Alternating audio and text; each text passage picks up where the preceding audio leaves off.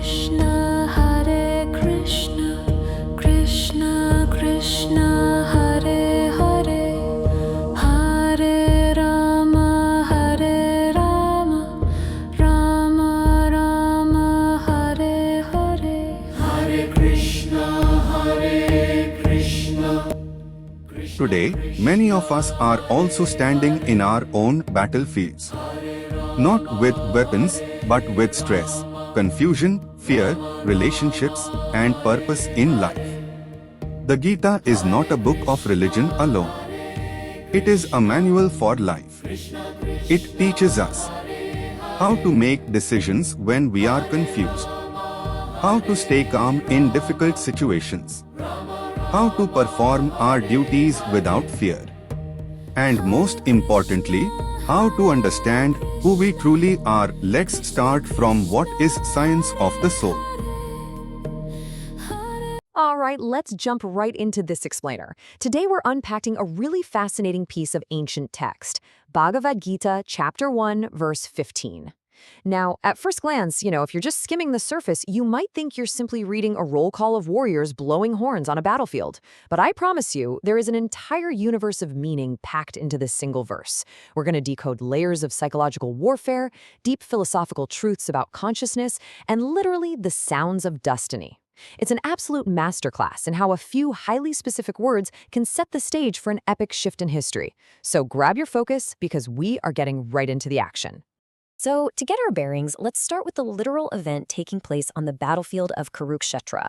The verse translates to, Lord Krishna blew his conch shell, called Panchajanya. Arjuna blew his, the Devadatta, and Bhima, the voracious eater and performer of Herculean tasks, blew his terrific conch shell, called Pandra. Now, what's really interesting here is the extreme specificity. Everyone isn't just blowing some generic trumpet. These are named, legendary instruments. And as we're going to see, the names of the actual individuals blowing them in the original Sanskrit are incredibly deliberate. To really decode the original Sanskrit, we've got to map out these three main personalities. In the original text, they are addressed by very specific titles. Krishna is called Hrishikesha, Arjuna is Dhananjaya, and Bhima is Rakoda. And each of them blows a legendary, named conch shell, Panchajanya, Devadatta, and Pandra. Listen, this isn't just ancient trivia. These connections are the absolute key to understanding the psychological weight of this entire moment. Let's take Arjuna, for example. Why is he called Dhananjaya, the winner of wealth? Well, he earned this title by constantly securing wealth for his elder brother's massive kingly sacrifices. It perfectly highlights his supreme capability, his dedication to his family, and really his unmatched success in his endeavors. So when the opposing side hears that conch shell, Devadatta, being blown by the winner of wealth, they're being reminded of a man who literally never fails to secure exactly what he sets out to get. And then you've got Bhima. The text paints a highly intimidating picture of him as Vrakodatta. He's known to eat as voraciously as he performs Herculean tasks. He possesses this raw, untamed power. Actually, to drive the point home, his past victory of killing the terrifying demon Hidemba is specifically cited. So when the verse mentions Bhima blowing his terrific conch shell, Pandra, it's meant to evoke absolute dread in the enemy. Imagine it. You're facing a giant of a man who eats mountains of food, performs impossible physical feats, and slays demons. That is the sound ringing across the battlefield right now. Okay, but here is the absolute most crucial title in this entire verse, and it brings us to the deep theological core of the text. Lord Krishna is referred to here as Hrishikesha. Hrishikesha literally translates to the owner and director of all senses. The underlying philosophy here is that living entities are part and parcel of the Lord, and therefore the senses of the living entities are also part and parcel of his senses. This isn't just a nice poetic flourish, it is a profound statement about the very nature of consciousness and control. And this brilliantly highlights a major philosophical divide. On one side, you have the understanding presented right here. Living entities have senses that are fundamentally part and parcel of the Supreme Lord.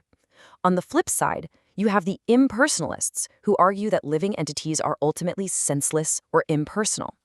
So the use of the name Hrishikesha, it actively pushes back against that impersonalist idea, boldly claiming that the divine is the ultimate owner of highly active, dynamic senses. So, how does a director of all senses actually operate in practice? Well, it's a step-by-step process. First, the Lord is situated in the hearts of all living entities. From there, he directs their senses based on their individual level of surrender. But, and this is key, for a pure devotee, he takes direct control of their transcendental senses. So the whole point here is that on the battlefield of Kurukshetra, Krishna is called Hrishikesha because he is directly controlling the senses of Arjuna, giving him absolute direction. Arjuna is not acting alone, he is being guided by the ultimate director. Which brings us to a frankly fascinating concept. The divine has different names according to his different activities. You know, just like Arjuna earned the name winner of wealth through his actions, the supreme director is addressed by names that reflect specific historical events, relationships, and epic victories. The name used in any given moment depends entirely on the context of what's happening right then and there. I mean, the divine earns titles through this vast, incredibly dynamic history. He's Madhusudanan for slaying the demon Madhu, Govinda for giving pleasure to the cows, and Vasudeva or David Nandana based on his divine family ties. He's even named Yashodanandana for his childhood pastimes. But beautifully, he's Parthasarathi because he served as the charioteer to his friend Arjuna. And in this specific verse, as we just saw, he is Hrishikesha, the director, giving absolute, unwavering guidance on the battlefield. So when you step back and take all of this, the Herculean reputations, the divine titles, the direct control of the senses, you realize what is actually happening. We zoom back out to the macro-level impact on the battlefield. The text explicitly spells it out. So they were predestined to lose the battle, and that was the message announced by the sounds of the conch shells. The opposing army wasn't just hearing horns, right? They were absorbing a devastating piece of psychological warfare. These sounds were quite literally declaring a guaranteed, predestined victory for the Pandavas. This dynamic becomes crystal clear when we draw a final, stark contrast between the two armies. Just look at the Pandavas' day. You've got these deeply encouraging sounds from legendary warriors. But way more importantly, you have the presence of Lord Krishna, the supreme director, and by extension, the presence of the goddess of fortune. Meanwhile, look at the opposing army. No such credits, no supreme director guiding their senses, no goddess of fortune. When those conch shells blew, it was literally the sound of absolute certainty clashing against an army with zero spiritual backing. Which brings us to the absolute ultimate takeaway of this explainer. We aren't just studying ancient military history here. We are looking at a framework for how actions and guidance shape destiny. So I want to leave you with this to ponder as we wrap up. When facing your own battles, who is the director of your senses? What guiding principles are actually in control? And when you take action, what destined message are you announcing to the world? Thanks so much for joining me to decode this incredible verse. Keep learning.